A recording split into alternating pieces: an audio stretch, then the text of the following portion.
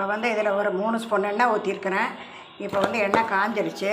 நறுக்கி வச்ச பொடியாக நறுக்கிற வெங்காயத்தை இதில் போட்டுக்கலாம். இப்போ இதை நல்லா வதக்கிக்கலாம்.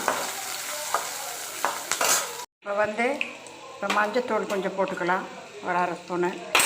இதுக்கு தேவையான உப்பு போட்டுக்கலாம். இப்போ அரைச்சி வச்ச மசாலாவை இதில் ஊற்றிக்கலாம்.